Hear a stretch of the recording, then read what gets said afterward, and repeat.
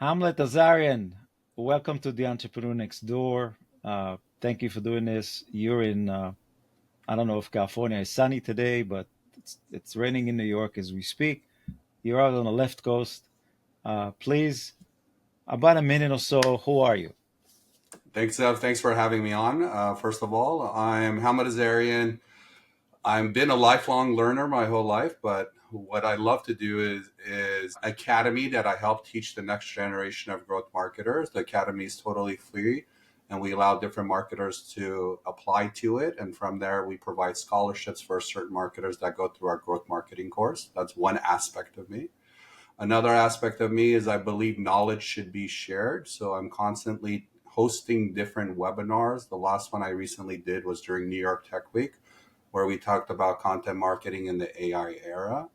And then lastly, what I do to be able to support all of these things is I'm the CEO and founder of a very fast growing growth agency called the Azarian Growth Agency. Thanks for having me on. Okay. So we'll have lots of stuff to talk about as a marketing guy myself. We share a lot in common. Um, I hope to challenge you on a few things. You're smarter than I am. But I always like to start by going back to maybe your teenage years, 15, 16. If I ran into you in the street or somewhere and I said, Hamlet, what do you want to be when you grow up? What would the answer be? I think at that time I still wanted to be an NBA player. So I was, you know, very determined, maybe a little naive, loved basketball, and I would play it a lot. I would put a good 6 hours, 8 hours into it every single day. So I would be up in the morning, I would be playing before school, I would obviously go to practice, have the first session of practice, have after school practice. And then even when I would get home before we would eat anything, I would play basketball. So I think at that time in my life, I was determined to become at least a college basketball player, and hopefully that would have eventually evolved into becoming or making the NBA. Happened to me is that ended maybe the summer after that. I got injured, and my ability to be as quick as I was or as fast as I was, I couldn't dunk anymore, which was something I could do at that time, and I had to deal with the reality of coming with my dreams being sort of going away, even being able to play college basketball and trying to figure out what I wanted to do. And that's roughly where I was at 15, 16 years old. Okay, I'm pausing for a second, Hamlet, because I'm just noticing that there's between your voice and the image, the sync is not working great, but hopefully this won't be an issue. Okay, so you wind up going to USC, you get a Bachelor of Science in Entrepreneurship, and it was around 2000 where I think officially, sort of like the time where the internet started to become an internet, even though it was earlier in the 90s, but it's sort of started to show up. But then you get a job with, I guess it's a company I'm not familiar with on the East Coast. It's called Robinson May, but you're an assistant Yes. buyer. All right. So What I was that studied about? entrepreneurship, and I was at the time USC's undergrad entrepreneur program was one of the top in the country. And at what I was doing then is we had to write business plans. This was before pitch decks. And I had done a whole business plan on building sort of online food ordering. And it was called Hungry Fingers. And the idea was for college kids, instead of being able to call and have food delivered to them, or even office workers, to be able to use their computer and order and then be able to use a delivery company, have it a la Uber Eats, Postmates, and so on and so forth. I thought the idea was great, right, at the time, but I was so naive. And so I was pitching, I was going through all the elements of it. We did relatively well in a few competitions. We actually got a customer, and the customer wanted us to build it out for them. And we began the process of trying to build this software in 99, 2000. I realized I didn't know anything about software building, let alone running a company. We tried for a while. I think it went on for 2 months or so. And we got to a point where, like, maybe I'm not ready for this. So then I went back to my professor at that time. His name was Jim Ellis, who I also was working with him at the family business office. And it was someone I looked up to. It was more of my mentor, which holds true in Mm. my life a lot. I always tend to go and find people that I can learn from that have done more than me, right? Have accomplished more or have been through the process more, or I can kind of relate to. And I think part of that is because my father passed away when I was young. So I always seeked mentorship wherever I could get it from whoever I could get it from. So when I went to Jim, I asked him and spoke to him about what's going on. And he said, you know what, you're not ready yet. There's a lot of different things you still need to learn. But what he loved about me was he looked at me. He goes, you tend to have a left brain and a right brain. So you tend to be creative and you tend to be analytical. And one of the places that he saw that I can develop that skill set and more my leadership abilities was working at an executive training program at the time it was called May Company, when Robinson May was a division that was close to me. And he goes, why don't you go start here and see where this will give you some time to develop some of your skill set, and then you will then be able to figure out what you want to do. I personally wanted to get involved in the internet. That's what I wanted to do.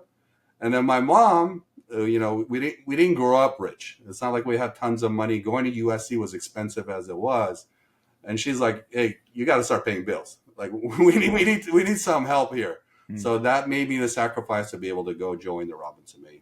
So, I mean, I'm not going to go through each one of your, I think there's 17 things on LinkedIn about you experience, but so you spent some time in the, you know, assistant buyer with May, and then you go to Saks Fifth and I'm not going to say sell shoes, but you work in the shoe Men's shoes department. buyer. So I became the men's shoe Um, buyer. So I went from yeah. Robinson's So, May. I quickly moved up and was reporting to the chief merchandise officer. And at that role, I was involved in seeing what was going on, and I was getting a little concerned of what was happening with department stores. So there was competition coming from the bottom, there was competition coming from the middle, there was competition from the top, there was internet competition coming. So I wanted to still pursue my career, and what I wanted to go was more into the luxury space. So I looked for opportunities and ended up joining Saks Fifth Avenue. Took a step down. Initially started as an assistant buyer in their designer area with the goal of becoming a buyer in a category relatively quickly, given the experience I had, which I accomplished in about a year and a half, where I became their men's footwear buyer for across all of their 52 stores. so I think my tribe of listeners are growth marketers, entrepreneurs in different industries. I think that even the term buyer takes me back like 25, 30 years. I don't know if they even if they modernized the term because it's not sexy. But when I was in graduate school, my account was I worked for a fine jewelry importer, and my account was J.C. Penney. And my key contact at J.C. Penney was their merchandise jewelry buyer. And I remember when the phone rang and it was Gary McMillan on the phone, you drop everything and you run down up Sixth Avenue and you go see Gary when he needs you. And you walk in, it was like a very big waiting area, and all the people that were pitching their stuff, because JCPenney had 350 retail stores, and I guess you experienced some of it. If you want to break through and have Hamlet put your shoes in every shoe department, then you got to pay the price. And the place was like filled with people just sitting there, not terribly happy, but everybody's got to wait It their wasn't turn. like that for us, So, similar idea, right? So I was managing open to buy, which is what basically is the budget for the year of roughly 33 or 34 million dollars or so at that time, right? So here I am, 20 something years old, responsible for $30 million purchases that need to occur within the store. And I had certain vendors I had to work with, right? These are partnerships, long-term strategic partnerships that we've had, but I was responsible with my team. It wasn't just me alone, obviously. So with our team to select the merchandise that the customers we perceived would want to buy it and have those goods always in stock hmm. so we could continue to hit our sales demands and be able to grow the business as a whole. so I have interesting question just came to my mind because I'm kind of like familiar with some of this, the dynamics of merchandising and buying on the retail level, just as previously marketing to a buyer. But I was going to bring this up later, but I'm going to read you a quote. I'm going to go all over the place because this Enjoy. is the Yeah, fun enjoy part this. about my podcast. We're going to go all kinds of places. Okay, here's a quote. There's a reason so many businesses go out of business. It's always directly correlated to them missing the mark on the customers they're trying to reach. Most companies, big or small, struggling with assumptions or yesterday's tactics on reaching customers. Okay, so that's a quote from Gary Vaynerchuk, who's a brilliant guy. The reason I kind of jumped ahead to his quote is because you and I are talking, in the year 2020, whatever it took you, 2006, 7, 8, you're buying shoes for Saks Fifth Avenue that you think people are going to like. The kind of shoes men's are going to like. So yeah, so you can pick the luxury brands that people always follow, but we didn't have back then the kind of sophistication that we have today in identifying what Gary refers to is true understanding of customers, right? Honing in on specific needs, all the good stuff that we do in marketing. How did you deal with that back then? Like, how do you pick a shoe other than a fancy shoe that people come to Saks to buy? I don't know. I'm not a Right. fancy guy. Louis Vuitton shoe.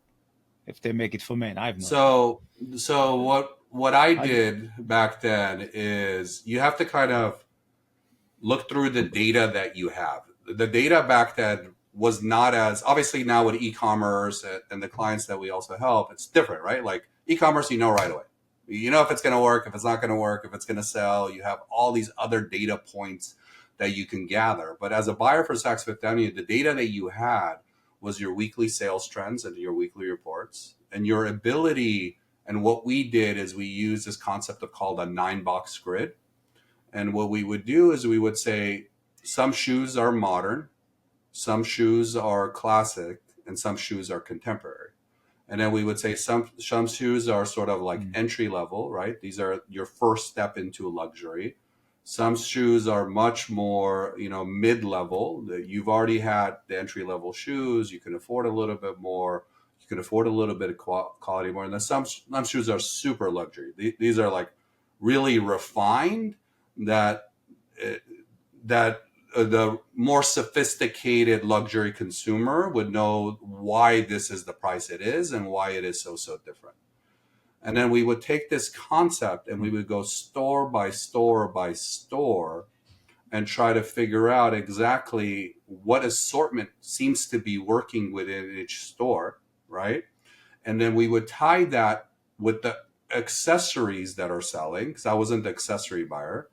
And we would also tie that with the denim that's selling, let alone with the suit and clothing that's selling. So it's, as a men's footwear buyer, it was actually one of the more complicated roles because you really were digging into the data, and you were also really digging into your brothers and sister businesses that were occurring around you to try to figure out which assortment will work best for each particular store. so, did you ever have an opportunity where some unknown person walks into your office with this gorgeous shoe that nobody's ever heard of and says, and you say, Yes, "Wow, this is a yes, beautiful shoe." Did yes, you yes, give of did course. you give them Yeah, an yeah, yeah, of course. opportunity to So break you in? have sort of like an open budget that's intended for that. It's sort of like your R&D budget. So you're always looking for the next brand, you're Mm, always looking for who's going to be the next big shoe, and certain stores can afford it, right? There's certain markets that that are large enough that have room on their selling floor that have room for a new brand to come in. The other markets that can't afford it, what we would do is this concept of a trunk show, where we would put two or three of the brands or four of these brands. We would buy enough for, like, let's say our three biggest stores, which was San Francisco, Beverly Hills, and New York. And then we would buy a little bit more incremental to be able to take it to like Chicago or take it to Miami or take it to Houston or Dallas, or Atlanta or whatever other markets we wanted to. New Orleans was also a great market that we would be able to rotate the shoes around. So this is how we were able to play around. So, so you get your entry executive training, learning the big picture through these mega brand name I started getting retail stores, frustrated because things are and moving too slow, right? right, yeah, because they, I mean, they're very conservative, right? To get a new idea, it's like moving an Well, aircraft what carrier. You frustrates got to me go more half a mile to is start as I'm going. going to the different buying appointments, this is also the same time that there's the vendors would tell me stories of other retailers and what the other retailers are doing. And one particular retailer that keeps on coming up is this online retailer that is growing really, really, really fast in the shoe space called Zappos. And I keep on hearing stories of this Mm. gentleman named Tony Shea that how innovative he is, how clever he is, and how fast he's growing. And this is also the same time that Amazon is trying to figure out what they're going to do in the shoe space. I think they're trying to acquire Zappos. He's saying no, and then they start their own shoe line. If I remember correctly, this is now we're talking like 20 years ago, I think, almost more or less. And so all of this is occurring. It's triggering inside of me. Maybe I'm missing out here something. Like my entrepreneurial bug is starting to get louder and louder and louder inside of me. So I just quit. I get up, I leave, Mm. I quit, and I come back home to LA. Welcome And your home. mother says, Welcome back. You're crazy, but welcome back. She she miss did. At this point she's missing me. So this is like 4 years into it, right? So we're 4 years into me living at New York. It's getting harder and harder for her for every Thanksgiving that I come home for or every holidays that I come. There's a part of her that is wondering, man, is this it? I'm never going to see my son again, right? Like, I'm not getting married. I'm enjoying the life of living in New York. You know, being young in New York has a lot of advantages, and I'm enjoying it. I'm having fun. I'm traveling. I'm as a buyer as well. I get to travel, go to Europe, go to all these different cities in the U.S. And I think a portion of me is also dying inside. I feel complacent. Yeah. I feel like I'm not learning anything new. I feel like what I'm supposed to be doing with my life is not happening. So that's the side I listen to more. And I say, you know what? It's time for me to go. Reflecting back on Mm. I probably stayed 1 or 2 years too long. Like, I wish I had done this earlier. And I feel if I had made the choice to move, if I wasn't as scared, and I think this comes up a lot for a lot of entrepreneurs, is there's a tendency of leaving something that's safe to trying something that is unproven, and we tend to stay with the safe too much. And Mm. if we're willing to de-risk it or Yeah. just make the plunge and go after it, at the end of the day, we will realize that we will be happier and better off, even though it might take a little bit longer to get to the same level you're at. But once you get there, you almost ironically laugh upon it, right? Like when I look at how much I was making as a buyer as an annual salary, I'm like, I do 2x that in a month, 3x that some months, 4x that some months a few years ago, right? Like, so, and for me to Yeah. ever think Yeah. that I would even get to that is kind of shocking to me. Like, wow. So Yeah. If you, I mean, if you get, it's an interesting because when I was a graduate marketing professor, I used to tell my MBA students who were most of them were working because graduate programs are evening. Most of them are working. A few came right from college, and those that were working, the level of frustration among them of unhappiness of what they were doing was really high. And some of them pursued an MBA because they thought that would be their ticket to get out of their misery. And I still mentor quite a few of them. And I used to tell them, I said, listen, to your point, by the way, if you are in a job that's unfulfilled, if you're not being recognized, if you're not growing personally, professionally, literally every day, get out. And I said, I'm not telling you quit your job. When I say get out mentally, start to actively pursue a way to get out of it. Because if you don't, you're going to wake up 5, 6, 7 years from now in the same rotting job and you're gonna be miserable. But the difference is gonna be, I already know the people I work with. I'm comfortable here. Why am I gonna start somewhere else? You pretty much give up your life. So you took that plunge, and yes, entrepreneurship requires courage for sure. I didn't have it. I had a great job in the corporate world, and I made the move when my youngest daughter was graduating college. So I put three kids through college.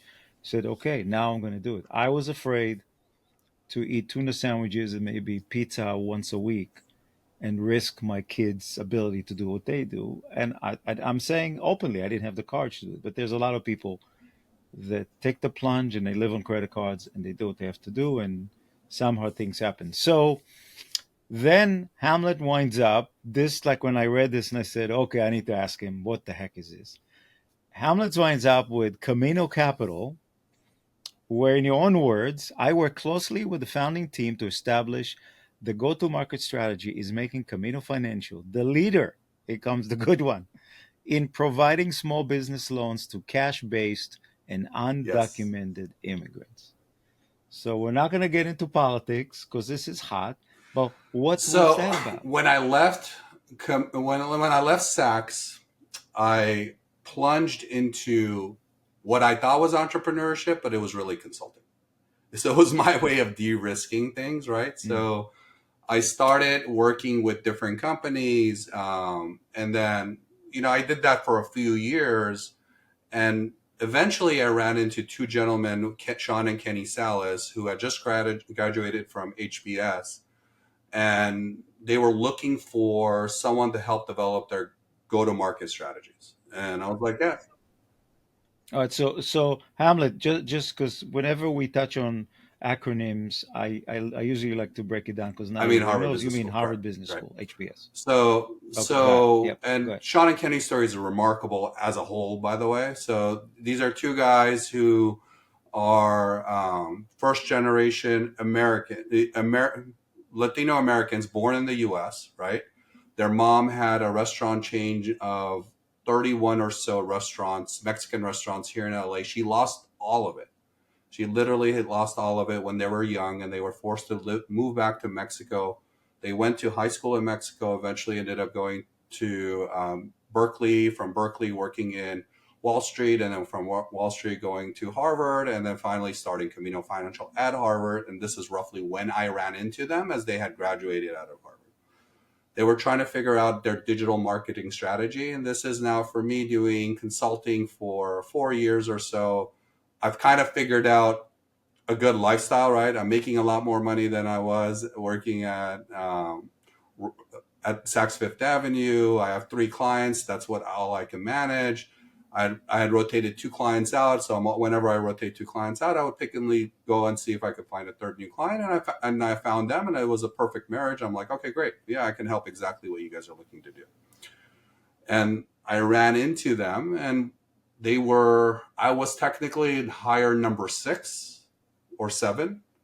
Where this story goes is we went from a Regis co-working space to having offices in downtown LA, offices in Mexico City, and offices in Colombia, and grew the team from us hanging out in a co-working space to well over 200 plus people. And I helped develop the overall go-to-market strategy, which include their website, their SEO, their affiliate, their paid search, as well as their Facebook strategy in a language that I didn't know. So this is where it gets a little bit more even interesting, is all of the marketing was happening in Spanish, while I didn't at that time. I mean, I spoke Spanish, but nowhere to the level that technically, it's not my first native tongue. And here I had to develop marketing strategies around a consumer, let alone in a language that I didn't know. But the description said cash based and undocumented immigrants. So these were undocumented immigrants that They had already wanted to started a start a business. business. So what we zoned in out. So obviously, Oh, as a I see. marketer, like, you want to get very specific in your persona, and that's the only best way that you can really resonate with who you're trying to reach out to, and make an effective campaign that they will connect with, at the same time that you will be able to ideate through. And this is what I preach a lot, right? So I talk about this with my team. It's the first and foremost thing is how do you build a proper persona? And what we discovered is there were really Mhm. three personas, and I'm going to only speak to one of them, which was Miguel, which is the undocumented one. And what he really was is a first generation immigrant that had come to the U.S. He had an ITIN, so he had the ability to work in the U.S. He had gotten his immigration card, and he struggled getting a good job for the value of the work that he would do. So he had decided to start his own business, and that business might have been one of many things. It could have been a restaurant. It could have been in construction. It could have been in trucking. Whatever it Mhm. might have been, he saved up enough to be able to start his business. But now because he doesn't have a social security card, or he's been led to believe by the wrong advisors that, and most of his business tend to be cash, right? So if he's a restaurant, he has cash, or whatever, Yeah. construction, he has cash. He's been led to believe by his advisors wrongfully to minimize his taxes versus how well, properly, if you have a good tax strategist, how can you actually show the earnings but not have to pay the taxes? He guided incorrectly, right? Yeah. Yeah. So his bank statements don't show the cash that he has, let alone his business doesn't show the revenue that he generates. He's not able to get the proper capital needed to be able to scale. And we identified this person, and there was millions of them, right? Like tons and tons of them out there. Mhm. So we wanted to be able to connect with him and her and be able to develop a go-to-marketing strategy for them. Good. And again, not getting into politics, but you're touching on something that has to do with immigrants. That anyone that looks at them and said that they are a threat, they're stealing jobs from American citizen is downright is an absolute idiot because they don't. They fulfill the jobs that no white man that I know would ever do for the pay that it's offering. Yes, if you get them documented and they can pay taxes and they can share, they can be taxpayers like us and everything else, a different story. Again, don't want to go there, but you're the cause that you are supporting is helping people who are really the core of what this country is about, who work hard and build a business, but through bad advice could not really get. You can't get a loan from anybody unless you can Yeah, prove that we you're were viable. Because more, I think, trying to how are you gonna? educate and inform more than anything else, right? And we saw the loans that we Yeah, were providing as the pathway for them to be able to build generational wealth. So we would showcase them how you can right. start and fix and provide a ton of content around that, right? We have to teach how you're supposed to set up the business, how you're supposed to structure it properly, let alone how are you going to pay for this loan, and how are you going to show that to what lenders look for, and then how are you going to fix your taxes later on for next year so you can get a larger or bigger loan, and as the revenue comes in, how do you bring it in, and then really like guide them to the right advisory pools as well. These are the right tax strategists you should be speaking to, that because they will help you showcase their earnings properly, all of those Hmm. different things. So we're talking about immigrants. So I'm gonna pause for a minute, away from business, and talk about your first name and last name. My name is Zev, so it's a dead giveaway that I'm Israeli. Hamlet is not really a dead giveaway that you are Armenian. So tell me, why they name you Hamlet? Is that an Armenian name? And then behind you is a picture of Mount Ararat, which biblically is where Noah landed his his cruise ship, right? Whatever thing, Yeah, it's Princess the Cruises, ark, right? So yeah, that's it. There's a Viking cruise of back then when. Um, so so tell me a little bit about your family background because you come from a family of. I'm assuming your parents immigrated from Armenia, right? Are you first? Were you born here No, or so you were we're born in Persian Armenia? Armenian. So we had actually immigrated Okay. into Iran. My wife is Armenian Armenian. So she had also immigrated here as well into the US. No, I'm so confused now with this stuff. Go ahead. Go ahead. Yeah, so I'm Armenian. I'm Persian Armenian. We came to the U.S. in '84. My mom brought us over to the U.S. It was just me, my brother, and my mom. My father had passed away when I was a little bit younger. I was 6 at that time. My father was 2. So if you do the math really quickly, I'm 46. And my mom came by herself. She had no family here. She had no one really, and we really came in '84 to watch the Olympics.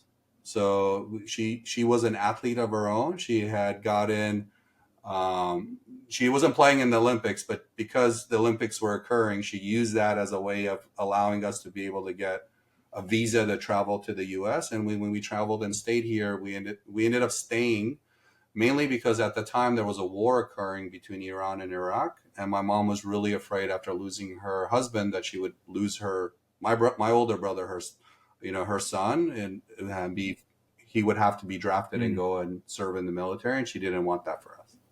So we stayed as refugees. yeah. I'm trying to remember my college roommate. So it was in the early. When was the revolution with the Shah? I think it was What roughly years when I was was that? born, right? 78, 79, 80, roughly during that period. Yeah. Yeah, it was in late 70s. Yeah. Okay. So mom winds up here and you wind up staying. We ended up Um, staying for a while illegally, right? Because we were going through a refugee process, and then eventually we got our green cards, and then from there, when we became eligible, we became citizens. so what did she do to support? It's two of us, yeah, It's yeah. two of you, right? Yeah. What'd she do to support you? I mean, it's a big She move. You're in a started her own different business. country. Yeah, she You got she two started a kids. small business. Uh, She was okay. basically cutting hair. So cash based business. So this is where I could relate to the cash based component of it, right? She worked Yep. really hard. She worked 7 days a week, had no days off, and she would, drop us off at school, go to her shop, work from morning to night.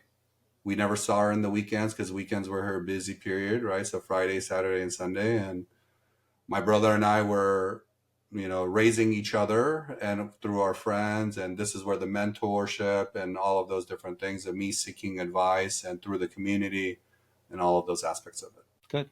Okay. So that was a pause for a little family history and introducing Armenia to the conversation. Um, well, so we'll fast forward to what you do today, and again, I'm kind of like taking quotes of things you've said so we can kind of unpack them. So over the years, we've helped our clients dominate the digital landscape through high performing consumer centric marketing strategies that utilize cutting edge growth tactics. So that's all a mouthful, and I'd love to break all these concepts down for a practical purpose, right? So if my audience are people who are entrepreneurs and many of them work in marketing, but marketing is I mean, I've been doing marketing for 40 years and I still consider, and when I was teaching and even now, to me, marketing is a science. It's not it's not what you think it's going to happen. It's a science. You make an assumption, you test it out, you see what the buyer behavior, the human behavior is, and then you begin to adjust things left and right until you find that happy medium, the bandwidth of happiness where things work. And if you're a smart marketer, you know that's You only got going to to find the work for next a thing. while Yeah, you got because to find. people Yeah, change. Yeah, or find the next thing, or people yeah. change and competitors show up at left field, so you better not blink because you're going to lose it. So you're a data guy. So you're talking about the importance of tracking key metrics to ensure that startup reach their goals, right? So entrepreneurs, startups, people that have an idea and they jump into business, um, many of them not really trained for what the entrepreneurship roller coaster is to begin with, uh, and are impatient about either hiring a coach or hiring a mentor or a consultant. They just, okay, I'm going to figure this out. I think, you tell me if you disagree, maybe 30 years ago, when we jumped in as entrepreneurs and we said, I'll figure it out, I think it was okay back then because things were not as cutthroat and competitive as they are today because, of course, the internet. Today, if you don't know what you're doing, you might do okay for a while, but you're going to sink when you least expect it. So let's talk about matrix. Let's talk about the important element of, again, this is from your experience, goal setting, right? What are the metrics that are critical to track for someone that Oh, great starts a question. business? So I think let me kind of you went through so many different things, so let me kind of wrap around the quote itself. Yeah, I Yeah, warned you that this I'm all was over you the gave place, me a but it's lot, so how let you me kind go of give ahead. you. Let me start with the quote where you started Go. and where you ended, which was the metrics part of it. So first on the cutting edge part of it. So my philosophy has always been that, and remember this is stemmed from where I was as a shoe buyer and also where I was at Robinson May, right? My frustration led with I knew data was being collected online, and I knew always the more information I had as a buyer, I could make much more informed, data driven decisions. And I had seen Mhm. the success of that whenever I applied that. And I wondered if I sped up that process and wherever more information I had, would I get smarter and smarter and smarter? Okay. So this is going back 20 years or so, right? So when I finally made the transition to online, especially e-commerce and SaaS and all these different types of different marketing strategies, yes, I do agree with you that at the core of it, like similar with Camino, which I was illustrating before, it's really the persona that matters, but really it's the marketer's tool set that has evolved. And where the marketer's tool set has dramatically evolved is what you can do and at the speed you can do it. And what I genuinely believe in is it's not just about the hypotheses that you come about that you were mentioning earlier, but it's how variable these experiments that you're running and how many experiments at the same time can you run. And if you can run tons of experiments at the same time that have huge variability in the value proposition, early on, you're able to really learn what the consumer cares for. And you're also able to predict what they might care for in the future. So you're able to get the business ready for the next phase of growth. Okay. So now what do I measure? Mhm. Uh, in ads, I measured something different than in operations. I measure something different. But at the end of the day, all of this doesn't matter. It's really about ROI. Is every dollar that I invest, what am I able to get out of it? What's my return on ad spend going to be? What is my, am I being profitable here? And then there's different leading indicators for me that will allow us to make sure that the ROI would be there. And what we typically create is this idea of a growth model, which talks about these different leading indicators, and it will vary by business, right? So I was looking at one right before this call, and Mhm. in this particular business, the CPM rate is important because we need to know how much we're spending compared to the benchmark. The click cost per So impressions, yes, Hamlet, cost per let's impression, break it when cost per right impressions, cost per which impression. is Yeah. the way you buy Facebook ads or Instagram ads or most of the social platforms is for every 1,000 impressions or so, you pay a specific dollar amount and it will vary. And in this particular customer, we were coming in at $45 and historically it's been at $35. In most instances, this would be a problem. But there's ways of lowering it. And the way you lower it is you need to make sure the ad gets better click through rates, or there's engagement on the ad, or there's comments occurring. So there's things you Mhm. can do to bring it down. But so I look at that. I'm like, ooh, that's high. So then my click through rate needs to be good. But that was low as well too. So click through rate is for every thousand of impressions, how many people actually click on it and go to what you want them to go to, the landing page or the form or whatever it might be.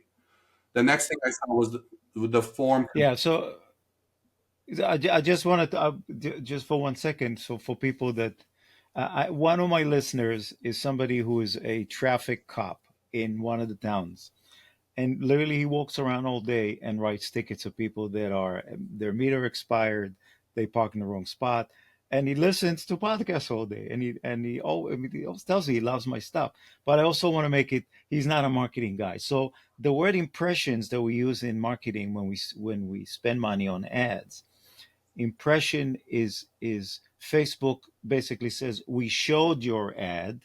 That's the impression. People, we presented the ad to people in your target audience, right? If I wanted to show it to a bunch of Armenians who like wine, right? Let's say, okay, we showed the ad. The showing of the ad is step one. But what really matters, what you refer to as the click through rate, how many of the people that saw the ad, and many times they'll see it multiple times, how many people actually clicked on the ad, which to us might indicate a level of intent or interest that goes beyond, oh, this is nice. And when they click on the ad, it usually brings them to what we refer to as a landing page or the next step where we get to engage with them more intimately, right? I just wanted to clarify it because you're going a mile a minute in the right area, but I want to make sure some people understand what we're talking about. So impressions, I present the ad, click through, somebody actually said, "Oh, Yeah, I'm so interested." exactly. Go It's the ahead. I'm journey, sorry. right? So the better way Yeah. for most people is to understand what are the steps that they have to take from the second that they see the ad all the way to them becoming a customer for you. But we don't stop there, right? So we measure all the way to the point of them becoming a customer for you. And in most businesses have different steps and different journeys. And in this particular instance, they would see the ad, they click on it, they fill a form. The form then allows them to schedule a demo. And then from the demo, then they're able to get a call from someone. From the Mm-hmm. call, then they get a quote. And from the quote, then they close, right? In this particular instance. And all of those metrics we need to measure through because some of the metrics might be better than others throughout the funnel. And that will allow us to see if the campaign itself is working. That allows the campaign intelligence.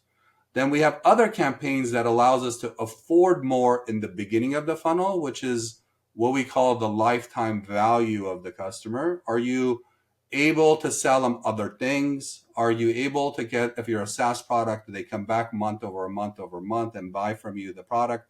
How many months do they stay with you? If you're a SaaS product, you sell them on the intro plan, then are you able to upsell them on the mid plan? And then are you able to sell them on the high tier plan? All of these different things are other campaigns we build out. So then we look at what we call the full Mm-hmm. funnel, which is from the beginning all the way to sale, all the way to them becoming a lifetime customer for you, and eventually referring their friends and whoever else about how great their product is. If you get to that state, then you've done an incredible job. Yeah. And so two more concepts you mentioned. SaaS is short for software as a service. That's basically anything that's online based that we pay a subscription fee. That's SaaS. And the concept of a funnel for people or marketers, it's a no-brainer, but it's sort of like there's the universe of a lot of people that are surfing the web. They might see the ads, and the funnel concept is we want to bring into the funnel as it narrows those that are more in line with what solution we give them that they're looking for. And then towards the end, it's really tiny when you go almost one on one. Okay, I can solve your problem. Are you willing to pay for it? Thank you so Exactly. much. Whatever. Quick, quick, simple explanation, but that's about it. So, so here's another question. So, for everybody that anyone who starts a business and anyone who is already a business owner. There's a concept that's mentioned in your writings and when you talk about it, it's called the art of scaling, right? So everybody wants to grow their business. That's a simple word to scale up, right? I want to grow my business. But you're saying it's the art of scaling, and I'm 100% agree with you. It's probably the art and science of scaling because it's not just about being cute and using AI image generation that looks great and people are going to stop and look at it. It's not just that. Talk about that a little bit. The art of scaling, how to avoid common pitfalls and create another word that's one of my favorite sustainable growth, right? We know so many people that start a business, maybe they get lucky, maybe they do some things right, they go straight up, it's not sustainable because nobody can go this way, and then they'll level a little bit and then they'll drop because they didn't pay attention to the art and science of what happens not when you scale but how do you keep it sustainable.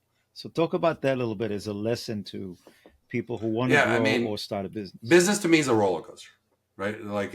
I have the imaginary line up to the left that looks like a hockey stick. Very rare, incredibly rare. Most lines are usually up, down, Mm, up, down, up, down, up, up, up, up, down, down, down, down, up, up, up. And that's more normal to most businesses that I've seen over the years, right? And also, I think people have a misperception of growth. So, what I think most people think growth really is, and I think it's what we've learned throughout our school, right? You do A, then you get to B, then you do B, you get to C. And for those people not on video, what I'm saying is that I'm creating sort of like a ladder or a step. And that's what most people perceive growth to be. If you're actually in the middle of growth, it feels like a tornado, and maybe even a hurricane, right? There is everything's going Mhm. on, everything is chaotic. You're not even sure what to focus on, where to put the limited resources you have, what to go after. And what we try to do is take this chaos and really make it much more centered and really zone in on focusing on what really, really matters. And at the end of the day, what really matters is how are you solving your customer's pain point? And what are the problems you're doing to solve that? How well are you articulating that? And what channels are you Mhm. doing that allows them to connect with the right customer in the right segment in a systematic way that you can either step into to grow it or slow it down when the operations needs you to slow down? Because sometimes what we forget as marketers, and this happened a lot, especially in venture backed startups, it happens more, but it happens in traditional businesses that we also help to me, growth is like a peach tree. What I mean by that is if you've ever seen a peach tree grow in a farm, is when it starts, the peach tree can break on its own weight, meaning that if you don't take care of it and you don't nurture it, and if you allow too many leaves and too many flowers to come at the early days, when the actual fruit comes to maturity, the branches are not strong enough to be able to hold itself, and it will start breaking. So there's moments, if you do an incredible job, and this happened in Camino, this has happened in other companies that we have catered to, where you have to slow the marketing engine down and focus on building the operations, focus on building the sales, and then restart the engine again, which is a common thing Mhm. that I think some people forget, and they will keep on pushing and pushing and pushing and pushing, and then it's like a house of cards where it all crumbles underneath you. It's because you didn't really do a good job of building the branches, right, to be able to nurture the new weight or the new fruits Yep. that you were about to produce. I think in one of your content pieces, you were talking about when you said a peach tree, you're talking about a tree where the root foundation needs to really be built up and be solid, and then you go into the actual trunk, and then the growth comes. And then, to your point, if the roots and the trunks are solid, it can you still need to prune, but it could still the tree can continue. And as you're talking about this, the thing that comes to my mind, one of my least favorite things to talk about is SEO, which I know it's a big thing for you. The reason it's least favorite for me is because this is just my own personal experience, and I've been in meetings that I presented. I made this statement, and people literally screamed at me, and I really didn't care. For my personal experience, the people that pitch SEO, you know what? 8 out of 10 were just crooks. They were just selling Yeah, nothing, selling garbage. And I've worked with people that got burned by it. Right? They were promised the world, and I used to say to them, "Listen, if somebody comes in and tells you I can get you on page one of Google, rank you on page one of Google, just ask them a simple question. I'll give you whatever you want, but I want this in guaranteed in writing." And watch them turn around and run like hell. Okay, because nobody can and nobody should, and it doesn't work that way. But the one of the questions that when I mean I've been doing coaching for 12 and a half years, and a lot of times people say, "Oh, but this SEO, no, we got to get on page one, we got to get on page one." And my target audience are $3 to $7 million companies, right? Maybe yeah, 10, but usually in the middle. And I look at the owner and I say, "So you want to be on page one?" I say, "Yeah." So why? "What do you mean why?" Page one, I could make a killing. And I said, "No, it's going to crush you. You don't understand that your infrastructure, you don't have the resources. You're not set up. for the phone calls and the clicks and all the stuff that's going to happen when you're on page one.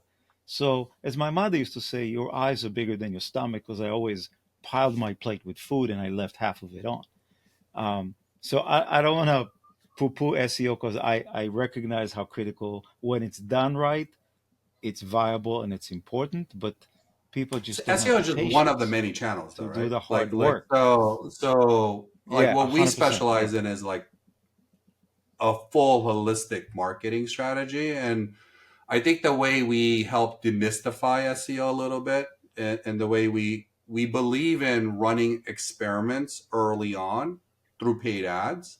Because the last thing I hate also is you do all this work, you're on page one, you're in the top spot, and the leads just don't convert, right? Like that's probably even worse. So imagine not only delivering on that, Yeah. and then all of the effort that's gone to make that happen, and then the calls are not coming. It's like, wow. So some of the ways Hmm. we help do this is we'll run paid ads to make sure it's actually going to work. Things are actually going to produce the results, right? Then at the same time, we reverse engineer, which is the world that we live in now. Is there's so many tools. You can literally see how long it took the person to win number one, what was their content strategy, what was their authority strategy, and how they went actually and built it from day one, right? There's the data exists. You can go Yeah. back 20 years if you wanted to, and you can literally go one by one by one when they showed up, what they did, how they went up, and so on and so forth. But at the end of the day, it's you can't be stuck on just one channel. And I think particularly the businesses you're Yeah. catering to, because we help those businesses as well, right? What we call is there's three stages of business growth. One is you have to get to 1 million in sales, and it's hard. That's probably the hardest. 0 to 1 million. And really the businesses that are able to do it, and we did an analysis on this. There's 33.2 million businesses. This is from the SBA, by the way. So we hit their API, we pulled Yeah. their data points, us being data nerds, we gathered all of it. I wish they told us all the business names and who owners on the phone numbers. It would make my life really easy, but they don't do that. But they just give you the aggregate data information. And out of that 33.2 million businesses, only 4%, 1.2 million businesses ever make it to $1 million a year. Okay.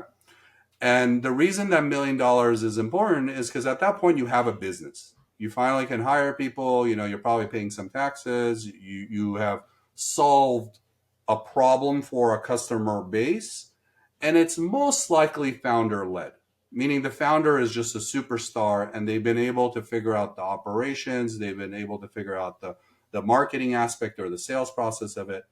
And most of those businesses tend to get to roughly around 2 to 3 million and get stuck. And they get stuck is because they're not able to transition from being founder led to having an actual marketing strategy that Hmm. can help them get to the next plateau. And the next plateau is roughly around $10 million. And why that's important, by the way. So we had 1.2 million businesses. Only 1 out of 10 make it there. So about 120,000 businesses end up making it to 10 million. And why that's important is because we work with different private equity and hedge funds, and we work with different sizes of businesses. If you're able to get to 10 million, the value of your business that you have, of what you can sell it for when you're ready to exit, substantially goes up, right? It goes from 2 to 3x EBITDA to maybe 10x EBITDA to 12x EBITDA, depending on how you've structured and set up the business as a whole. And then when you get to that Yeah. 10 million, you end up breaking past the 10 million relatively easily because now you have access to new capital that you didn't have when you were below 10 million. That's cheaper, that allows you to hire better, that allows you to try different things and scale faster. And you'll most likely get stuck at that point roughly around the 13 to 18 million range. And then from that point on, to get the next horizon you want to get to is roughly around 50 million. When you get to 50 million, you're able to come in and buy businesses now. You're going to get access to much even cheaper capital where they're going to come out and say, Hey, we know you know how to run a business, right? You have the infrastructure in place, you have the people in place, you have the marketing strategies in place. You just need more capital right now, and here's the capital. Why don't you go buy a bunch of the $10 million businesses? No problem.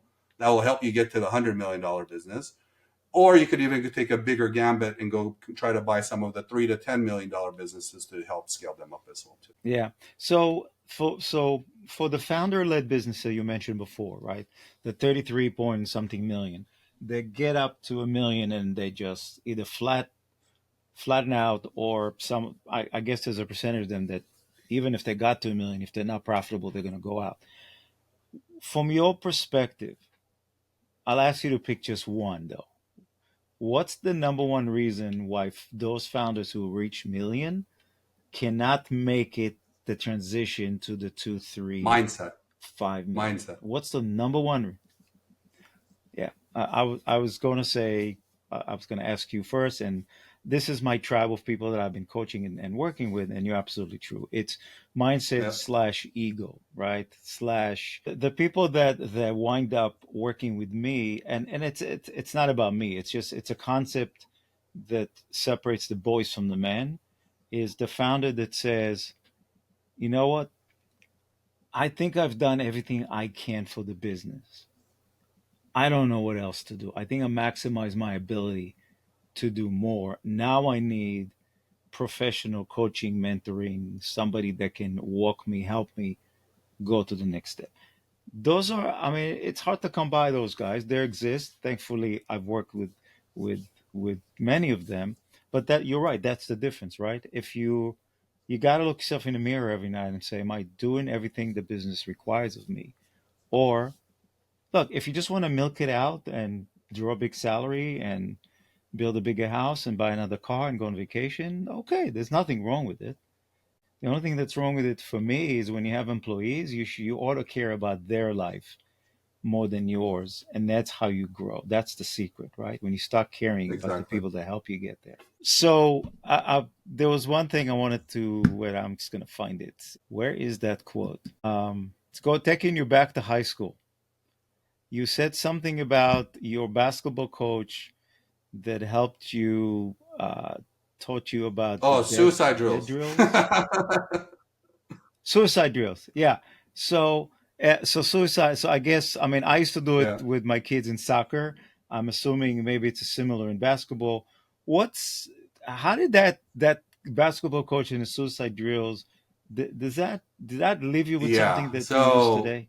why? So I think it's important to know a little bit about our basketball team, right? So we were. Have you seen the movie The Bad News Bears? The so we were the Bad News Bears, all Yeah. right? So we were Okay. Got it. we were the Got it. team that was not Yeah. supposed to be good. So we were that basketball team where, for historical purposes, 12 years going, we were the worst team in the league. We never really had a chance of winning our division, or we just never occurred, right? So what happened, I think, with which was a special year, which was that year that I graduated in 96, is a group of us really just said, you know what, we don't care what people think we're going to be. And this was led by our coaches, right? We're just going to put in the work. We're going to run the drills when they ask us to run the drills, and we're going to run it the best way we're going to run it. We're going to run it the fastest that we're going to run it, and we're going to work our asses off because we're going to be the best in shape. We're not going to be the tallest, right? We're not going to be the strongest. We're not going to jump the highest. That's not who we are in the league that we play in. But we can be the best in shape.